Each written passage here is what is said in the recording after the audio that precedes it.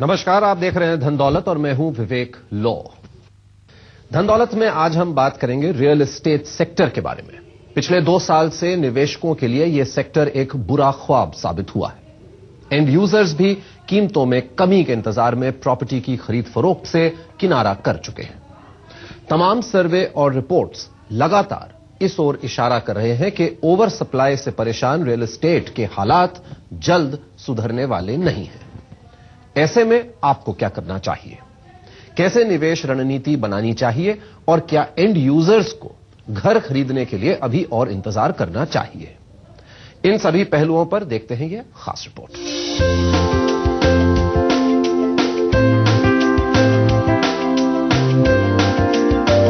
घर का ख्वाब,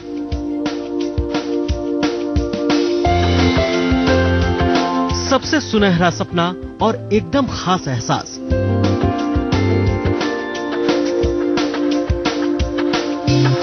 सुकून, शांति और राहत महसूस कराता है एक अदद घर। इसके पूरा होने के बाद तो जैसे जीवन का एक बहुत महत्वपूर्ण पड़ाव हासिल हो जाता है। मौजूदा दौर में घर एक निवेश भी बन गया है और एक बार घर खरीदने के बाद तो बहुत से लोग निवेश के लिए प्रॉपर्टी पर ही भरोसा करते हैं। मौजूदा दौर में जब प्रॉपर्टी के दाम 2 साल से ठहरे हुए हैं, कई इलाकों में गिरावट के असर से भी प्रॉपर्टी बच नहीं पाई है, तब कैसे इसमें निवेश किया जाए और क्या ये निवेश का सही वक्त है भी या नहीं। घरों की कीमतें डिमांड सप्लाई से तय होती हैं और एक रिपोर्ट के मुताबिक देश भर में 7 लाख घरों को खरीदारों की तलाश है और इतने बड़े स्टॉक को खत्म होते होते 5 साल लग जाएंगे। जाहिर है डिमांड सप्लाई के इस मुकाबले में सप्लाई भारी पड़ती नजर आ रही है, जिसका साफ मतलब है कि कीमतों पर आने वाले कुछ और वक्त तक दबाव बना रहेगा। ये जरूरी देखना है तो बिल्डर का ट्रैक रिकॉर्ड बहुत जरूरी है आज की डेट में, कि बिल्डर ने कितना पोजीशन दिया हुआ है और वो जो बिल्डर से फ्लैट खरीद रहा है तो किस प्रोजेक्ट पे फ्लैट खरीद रहा है, उसका क्या स्टेटस है। बिना इसके देखे आज की डेट में इन्वेस्ट करना ठीक नहीं है।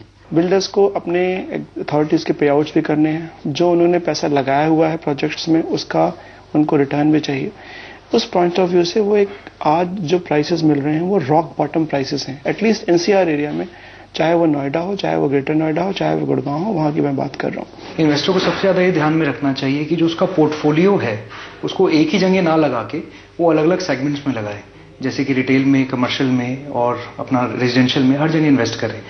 और अगर वो अपनी पूंजी को तोड़ के लगाएगा तो उसको ज्यादा इन्वेस्टमेंट पे बेनिफिट मिलना चाहिए हर हालत में। जेएलएल की एक हालिया रिपोर्ट के मुताबिक पिछले 1 साल में मुंबई में प्रॉपर्टी के दाम 3.7% की दर से बढ़े हैं। चेन्नई में प्रॉपर्टी की कीमतों में बढ़ोतरी 1.5% हुई है। दिल्ली एनसीआर में प्रॉपर्टी की कीमतों में इस दौरान कोई बदलाव नहीं हुआ है। इन हालातों में बहुत जल्द किसी तरह के बदलाव का अनुमान नहीं है। ऐसे में अगर आप 2016 में प्रॉपर्टी में निवेश की योजना बना रहे हैं तो आपको क्या ध्यान में रखकर निवेश करना चाहिए।